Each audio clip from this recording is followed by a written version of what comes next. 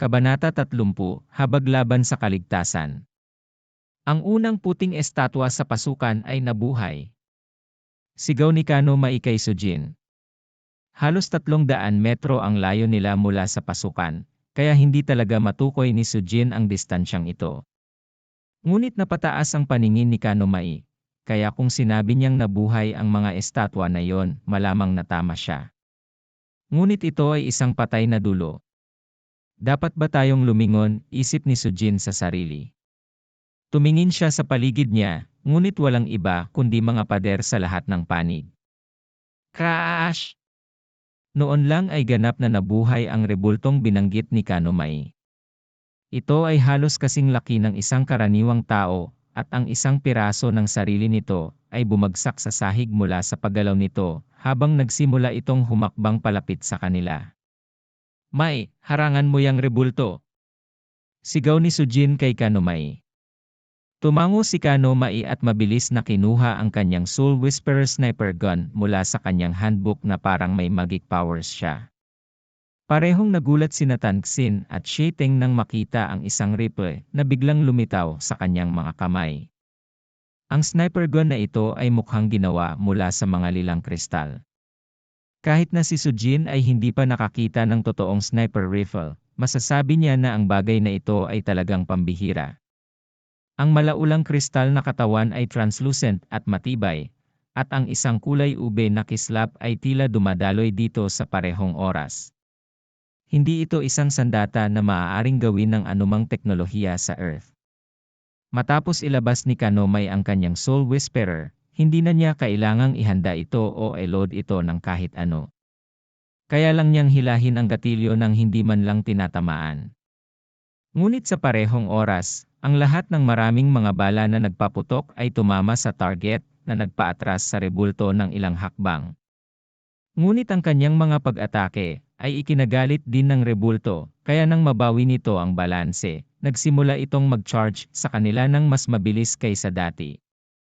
Agad na sinigawan ni Sujin sina Tangxin at Shiteng para pigilin sila sa kanilang pagkagulat, kayong dalawa. Tulungan mo akong maghanap ng labasan dito. Pagkatapos ay kinuha ni Sujin ang kanyang handbook at kinuha rin ang kanyang Demon Lord's Boning Knife. Ngunit sinabi sa kanya ni Kano Mai, Jin, haharapin ko ang rebulto, huwag kang mag-alala tungkol doon. Sige na. Isinantabi ni Sujin ang kanyang orihinal na plano para tulungan siya at itinuon ang kanyang atensyon sa paghahanap ng labasan. Dahil nakaharang ang handbook sa pasukan, nangangahulugan niyon na ang labasan ay dapat sa lugar na ito. Hindi niya akalain na mabibitag sila ng handbook sa isang dead end na walang labasan. Sinubukan ni Sujin na mag-focus. Ang mga dingding ay ganap na blangko, kaya hindi iyon. At kung wala ito sa kanyang linya ng paningin, kailangan niyang isaalang-alang ang labasan na nasa ibang lugar. Ang sahig! Bumaba ang tingin niya sa sahig at lumiwanag ang mukha niya. Pagkatapos ng lahat, may kung ano sa sahig. Ang buong palapag ay natatakpan ng isang layer ng wax at mayroon talagang isang palm-sized dial sa ilalim nito. Ang dial ay dumikit mula sa ibabaw ng sahig at dapat ay napakalinaw, ngunit pagkatapos na ang wax ay bumuo ng isang layer sa ibabaw ng sahig, ang dial ay hindi na dumikit at iyon ang dahilan kung bakit wala ni isa sa kanila ang nakapansin nito kanina. Mai, tulungan mo akong magtagal. Inutusan ni Sujin si Kano Mai. Hindi siya sumagot, ngunit pumuputok pa rin ang kanyang baril, kaya yon ang tugon niya kay Sujin. Ngunit kahit na pagkatapos niyang mabaril ang rebulto ng maraming beses ng sunod-sunod, nagtagumpay lamang siya sa pagbagal nito.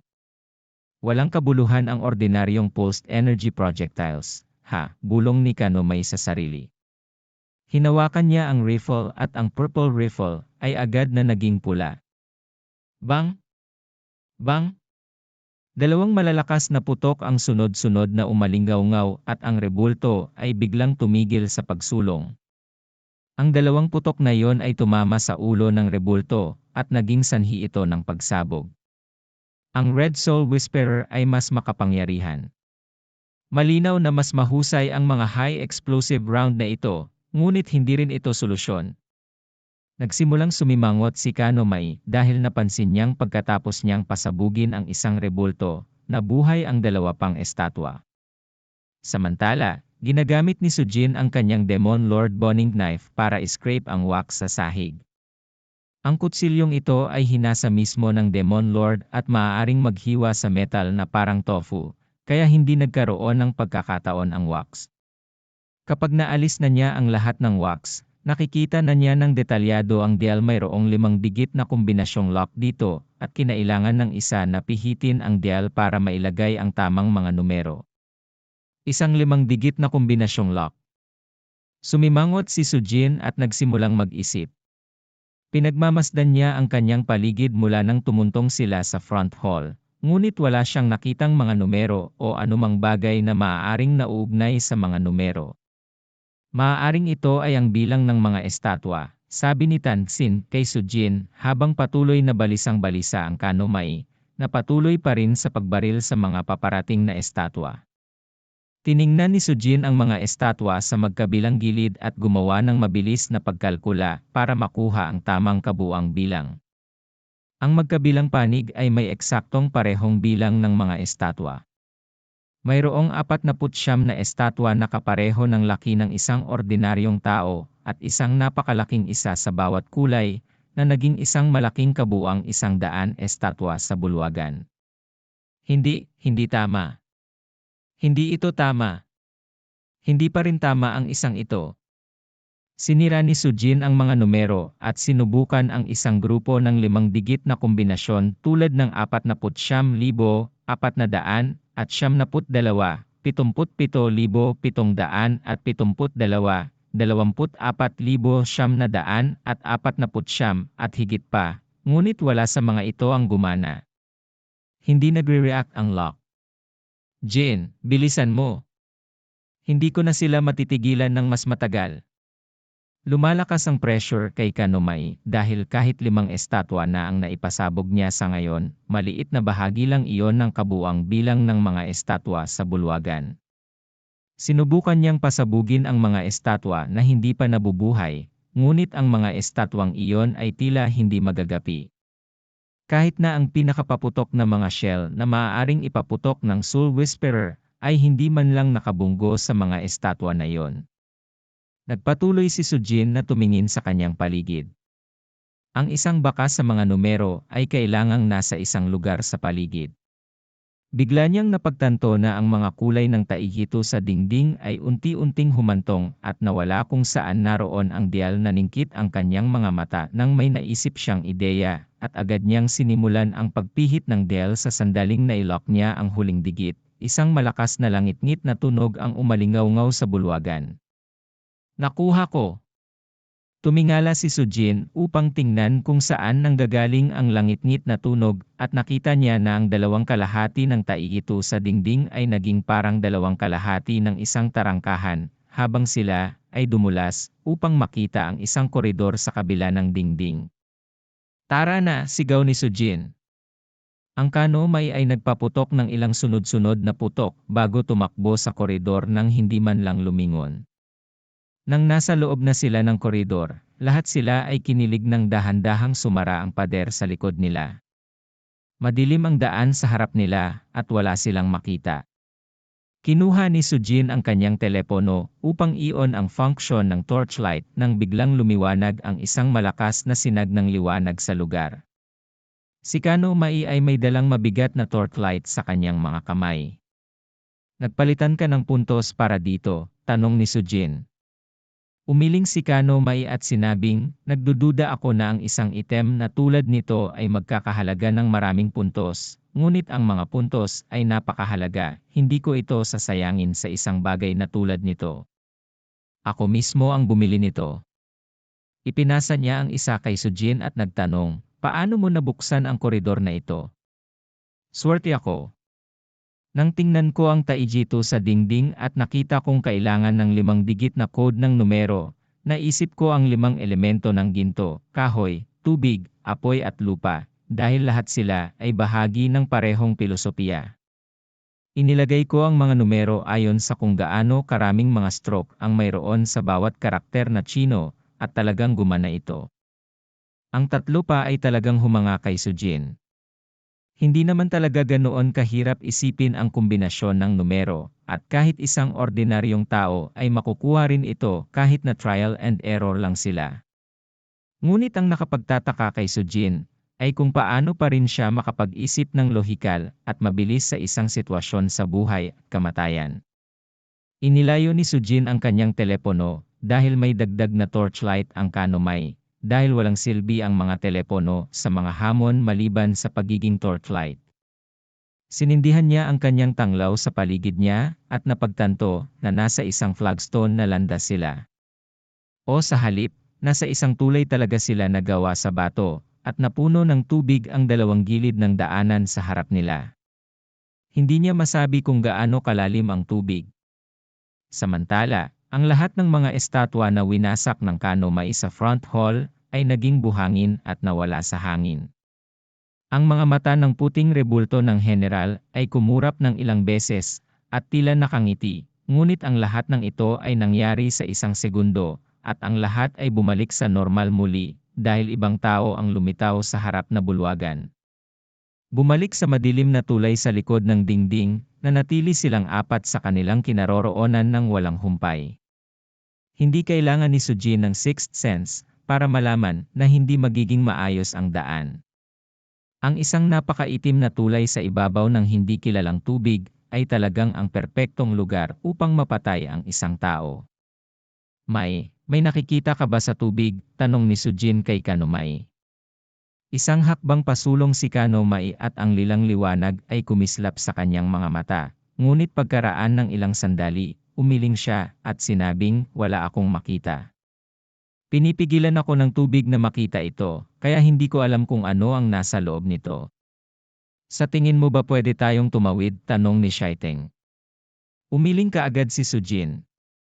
Kung mayroong isang bagay sa tubig, sigurado ako na atakehin ka nito ng mas mabilis kaysa sa maaari mong tumakbo. Ano ang gagawin natin pagkatapos? Tanong ni Shaiteng.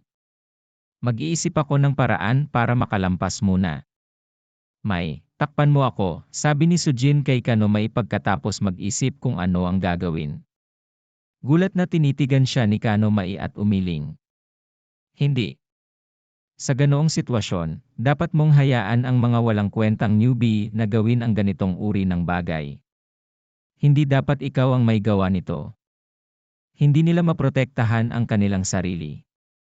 Kung makatagpo sila ng anumang panganib, tiyak na mamamatay sila, sagot ni Sujin.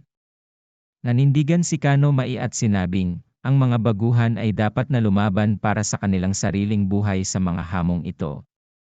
Maswerte na sila na ang isang tulad mo ay handang protektahan sila. Hindi sila maaaring maging bahagi lamang ng koponan at walang gagawin. At saka, ang tanging makakalaban sa mga bagay na ito ay ikaw at ako. Kung may mangyari sa iyo, duda ako na makakaligtas din sila. Nag-alinlangan si Sujin. Parang walang puso ang sinabi ni Kanomay, pero hindi rin siya nagkamali. Tumingin siya kina Tansin at Shaiteng at agad na tumingin sa kanya ang dalawa ng takot na takot. Oo, kalimutan mo na, buntong hininga ni Sujin habang siya ay nagpasya na gawin ito sa kanyang sarili pa rin. Look, I don't mind if you want to be nice to newbies, but I think you have to ensure your own survival before you can extend any compassion to others. Ang dalawang kailangan na miyembro ng pangkat na ito ay ikaw at ako, hindi silang dalawa.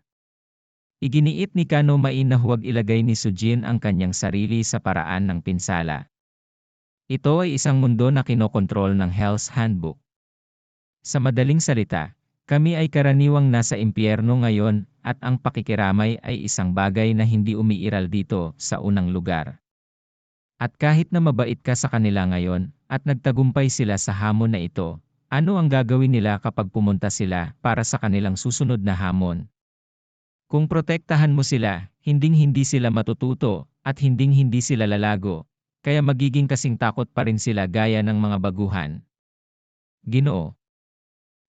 Pupunta ako. Biglang nagsalita si Tansin.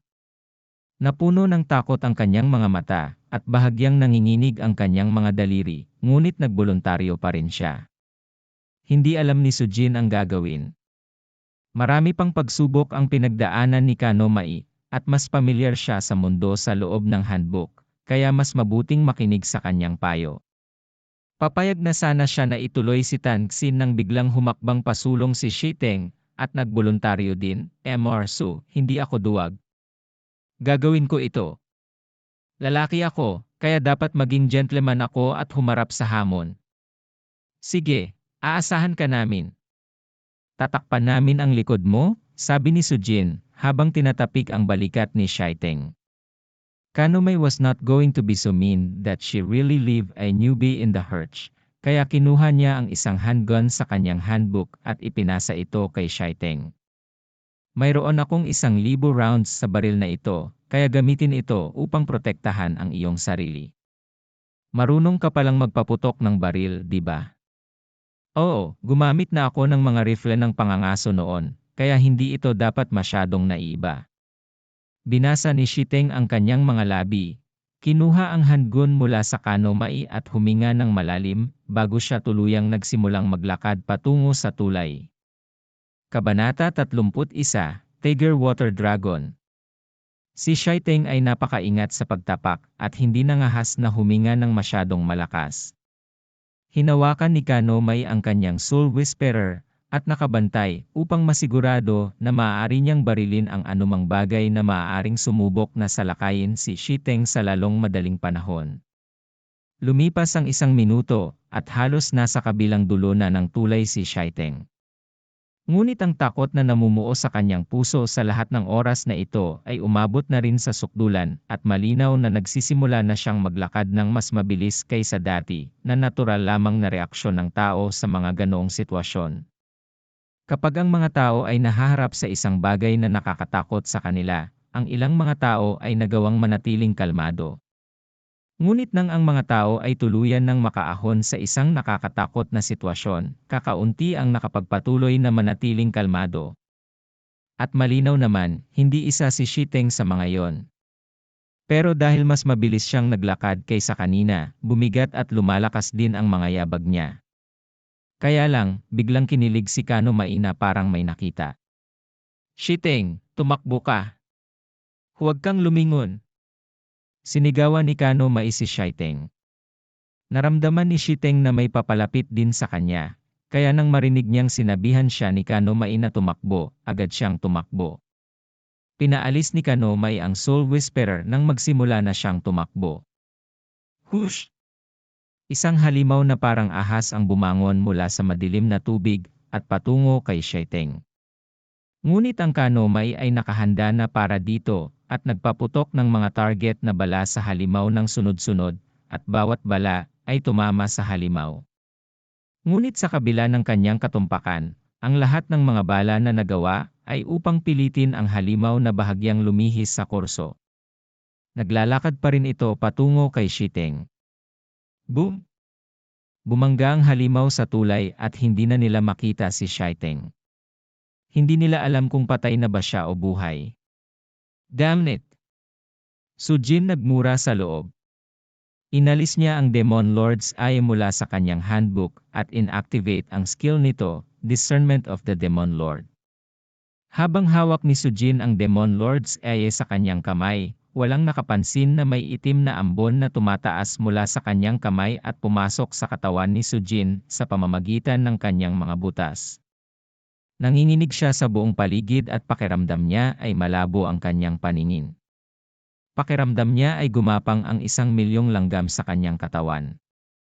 Ngunit ang sensasyong ito ay naglaho ng mabilis gaya ng pagdating nito, at naging maayos ang pakiramdam niya pagkatapos ng 1 segundo.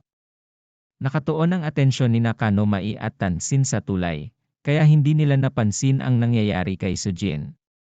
Haha! Tahimik na bumuntong hininga si Sujin. Nawala na ang pisikal na sensasyon na naramdaman niya kanina, pero nandoon pa rin ang pakiramdam sa puso niya at nagpatayo ito ng balahibo. Damn it, naisip niya, katulad talaga ng inaasahan ko. At muli, walang dapat ipagtaka. Isa siyang Demon Lord, kaya natural lang sa kanya na gumamit ng mga ganoong taktika.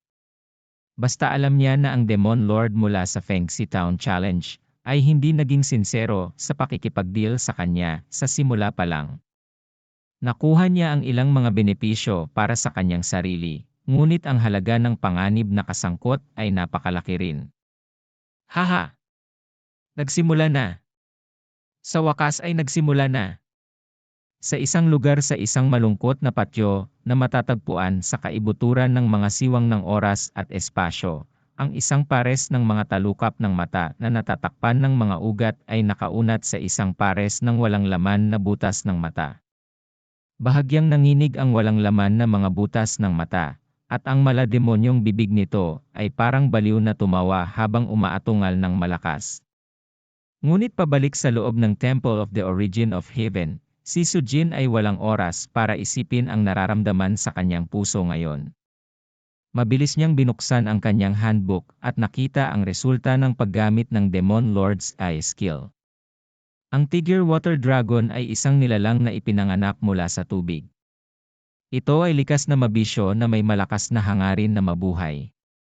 Mga espesyal na katangian, maaari itong mabuhay ng walang pagkain sa loob ng 1,000 taon, at ang kaunting pagkain ay maaaring panatilihin itong buhay sa loob ng 1,000 taon. Basta kumakain lang ng kaunti, siguradong mabubuhay ito sa susunod na milenyo. Madalas itong iniingatan bilang alagang hayop ng mga makapangyarihang nilalang upang bantayan ang kanilang tirahan o ang kanilang mga ninuno. Kahinaan, ang tigre ay may guhit sa tiyan nito. Anumang pag-atake sa bahaging iyon ay magreresulta sa tiyak na kamatayan. Ang impormasyon sa handbook ay talagang detalyado. Nagulat si Sujin na talagang partikular na sinabi nito ang mahinang lugar ng halimaw. Nakakakita ka ba ng mga guhit ng tigre sa tiyan ng halimaw na yon? Tanong ni Sujin kay Kanomai. Isang lilang liwanag ang kumislap sa mga mata ni Kanomai habang nakatutok siya sa halimaw sa tubig at agad na tumango. Oo. Ang mga guhit ay kitang-kita at sumasakop sa isang medyo malawak na lugar. Baril ang halimaw dyan, sabi ni Sujin. Ginamit ni Kanomai ang kanyang kamay upang hampasin ang kanyang Soul Whisperer nang walang pag-aalinlangan at muling nagbago ang kulay ng purple na baril. Sa pagkakataong ito, naging berde ito at parang gawa sa mga esmeralda. Bang! Isang berdeng ilaw ang bumaril at tumpak na tumama sa Tiger Water Dragon sa tiyan kung nasaan ang mga guhit ng tigre nito. At tulad ng paglalarawan sa handbook, agad na tumigas ang Tiger Water Dragon matapos itong tamaan sa tiyan at tuluyang tumigil sa paggalaw. Takpan mo ako! Tumalon si Sujin sa tulay. Mga 10 segundo pa lang ang nakakaraan mula nang inatake si Shiteng, kaya kung papalarin siya, baka buhay pa siya. Mabilis na tumakbo si Sujin at gumawa ng napakalakas na ingay sa tulay, kaya maraming Tiger Water Dragon ang lumabas mula sa tubig sa ilalim ng tulay. Ngunit kaagad pagkatapos na lumabas sila mula sa tubig, ang parehong bilang ng mga berdeng bala ay nagpaputok mula sa baril ni Kanomai. Splash! Splash! Ang lahat ng Tiger Water Dragons na sumusugod kay Sujin ay nalipol ng mga berdeng bala na yon matapos silang tamaan ng mga bala sa tiyan. Bumagsak sila pabalik sa tubig kung saan sila nanggaling na walang buhay. Samantala, tumalon na si Sujin sa namatay sa tulay, ngunit hindi pa rin niya makita kahit saan si Shiteng. Nahulog ba siya sa tubig? Napabuntong hininga si Sujin. Kung nahulog si Shiteng sa tubig, tiyak na patay na siya. Iligtas mo ako. Sa sandaling yon, umalingaw-ngaw ang mahinang boses ni Shiteng mula sa kanyang likuran. Ilang beses na kumurap si Sujin sa pagkagulat bago lumingon para hanapin kung saan nanggagaling ang boses ni Shiteng. Sa kalaunan ay natagpuan niya si Shiteng sa loob ng bibig ng patay na Tiger Water Dragon. Ang ibabang kalahati ng katawan ni Shiteng ay nasa loob ng bibig ng halimaw habang ang itaas na kalahati ay lapiga sa gilid, at siya ay talagang miserable. Ginamit ni Sujin ang Demon Lord's Boning Knife para putulin ang bibig ng Tiger Water Dragon at hinila si Shiteng palabas doon. Ang kanyang mga pinsala ay mas mababa kaysa sa inaakala ni Sujin. Si Shoiteng ay nagkaroon lamang ng ilang maliliit na hiwa mula sa matatalas na ngipin ng halimaw at nasugatan kahit saan pa. May, Tangsin, halika! Sumigaw si Sujin sa mga babae sa kabilang panig nang matulungan niya si Shoiteng hanggang sa dulo ng tulay. Ngayong alam na nila ang kahinaan ng mga halimaw na ito, ang mga halimaw ay hindi na nagdulot ng malaking banta sa kanilang apat ngayon. Bukod pa rito, si Kanomay ay isang sharpshooter, kaya ang mga halimaw na ito ay hindi na mapanganib. Pagkarating ni Kanomay at Tansin sa kabila, silang apat ay muling nagsama. Ngumiti si Kanomay kay Sujin at nagtanong, paano mo nalaman na ang kahinaan ng halimaw ay ang tiyan nito? Ginamit ko ang isa sa aking mga kasanayan. Hindi sinagot ni Sujin ang Kanomay ng detalyado at patuloy na tinitingnan kung nasugatan si Shoiteng kahit saan pa. Ngunit talagang maswerte si Shoiteng. Ibinaba ng Tiger Water Dragon ang kanyang mga panga sa kanyang katawan, ngunit hindi siya nasaktan ng husto. Bakit hindi mo binaril? Tanong ni Sujin. Natrauma pa rin si Shoiteng sa nangyari. Kaya nautal siyang sumagot, ako ay masyadong natakot. Tahimik na tinawanan ni Sujin si Shoiteng, ngunit ang karanasan ni Shoiteng ay nagturo din sa kanya na kung ang isang tao ay walang sapat na pagsasanay at karanasan, ang pagkakaroon ng sandata ay hindi rin nangangahulugang ligtas ka sa oras ng panganib. Pagkatapos ng maikling pahinga, lumabas ang apat sa madilim na pasilyo at napag-alamang lumabas na rin sila ng front hall. Padilim ng padilim ang langit sa labas. At napansin din nilang nababalot na rin ng dilim ang paligid ng templo. Isang malawak at walang laman na simento ang humahantong mula sa likod ng bulwagan sa harapan hanggang sa pangunahing bulwagan ng templo. Kung ikukumpara sa front hall, mas malaki at mas engrande pa ang main hall. Napakaliwanag ng lugar, para bang may mini-sun sa loob ng main hall. Naglakad silang apat sa pavement patungo sa main hall nang walang anumang problema. Ngunit habang mas maayos ang paglalakbay, mas lalong hindi mapalagay si Sujin. Pagpasok nila sa main hall ay napabuntong hininga sila sa nakita nila sa loob. Napuno ng mga estatwa na kasing laki ng general at demonyo, sa harap na bulwagan ang buong pangunahing bulwagan. Ang mga itim at puting estatwa ay nakatayo sa mga grupo tulad ng mga gumugulong na burol, na ang isang gilid ay kumakatawan sa liwanag, at ang kabilang panig ay kumakatawan sa dilim habang sila ay tila nakikibahagi sa isang mahusay na labanan sa pagitan ng mabuti at masama. Tumingin ka dyan. Itinuro ni Kanomay ang kabilang bahagi ng main hall. Isang rebulto ang nakaupo na may mahabang espada sa kamay na parabang ito ang hari ng mga Diyos. Ibinaba nito ang tingin sa mga itim at puti na estatwa na parabang mga laruan lang ang mga naglalaban ng estatwa na ito. Hindi ako sigurado kung pareho kayo ng iniisip, pero pakiramdam ko ay may kinalaman ang pinakamalalim na bahagi ng templo sa partikular na estatwa na yon, sabi ni Sujin habang sinulyapan niya ang kanyang tatlong kasama. Walang pag-aalinlangan na tumango ang tatlo. Ang estatwa na iyon ay tila katulad ng hari ng mga Diyos, kaya ipinaalala nito sa kanila ang misyon na dapat nilang tapusin. Ngunit kasabay nito, ang dambuhalang bulwagan na ito ng mga higanteng estatwa ay nagpanginig din sa kanilang lahat sa takot. Hindi ito magiging problema. Kung ang buong bulwagan ng mga rebulto ay mabubuhay, hindi ko akalain na ang hamon na ito ay isang hamon sa level C lamang. Tila kayang sabihin ni Kanomay kung ano ang ikinababahala ng lahat. Tumango rin si Sujin. Ang Fengxi Town ay isang level B na hamon at hindi ito mukhang baliw. Kaya, imposible para sa isang hamon sa level C na lumabas sa paraang kinatatakutan nilang lahat. Hindi bale, mas mabuting pumasok muna tayo. Walang kwenta ang tumayo dito. At saka, ang hamon ay pinipilit tayong magpatuloy sa pagsulong. Lumingon si Sujin at nakita niya na ang sementong dinaanan nila kanina lang ay nilamon na ng kadiliman. Nagsimulang maglakad silang apat sa main hall nang maingat nang biglang sumigaw si Tangsin. Isang puting ilaw ang kumislap sa ilalim ng kanyang mga paa, at nawala siya pagkatapos noon. Tumigil ka, sigaw agad ni Sujin. Nasa likod lang niya si Tanxin. Lumingon siya sa paligid ngunit wala siyang nakitang mali. Si Kanomai at Shiteng ay mukhang parehong nalilito sa nangyari.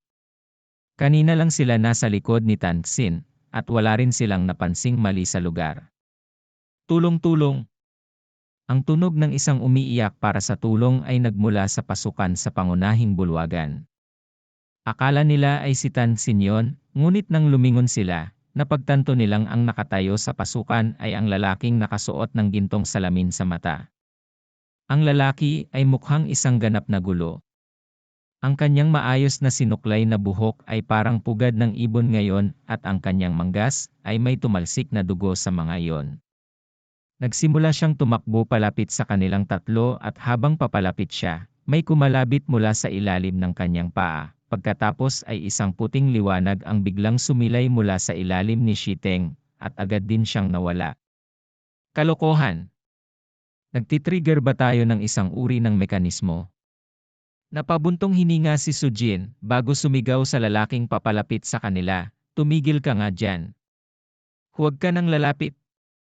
Nalilito ang tingin ng lalaki kay Sujin, habang patuloy na tinuturuan ni Sujin si Kanomai, kung maglakas loob siyang gumalaw ng kahit 1 pulgada, barilin mo siya." Nakuha ko. Mas masaya akong gawin yon para sa'yo. Agad na itinutok ni Kanomai ang kanyang soul whisperer sa lalaki.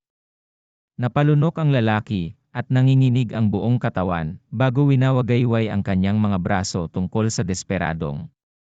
"Huwag mong gawin yan. Hindi ba? Hindi ba dapat nasa iisang koponan tayo? Sasama ako sa inyo guys. Please wag mo akong iwan dito." Bahagyang kumunot ang mga kilay ni Sujin at Kanomai. Hindi sila masyadong naabala sa lalaking nasa harapan nila. Sila ngayon ay labis na nababahala sa mga nakatagong bitag sa loob ng malaking bulwagan na ito at nag-aalala kung saan nagpunta sina Tanxin at Shiteng. Ang dragon dito ay talagang tumutukoy sa isang Chinese mythical creature. HTTPS, Wikipedia, or Wikijiaolong.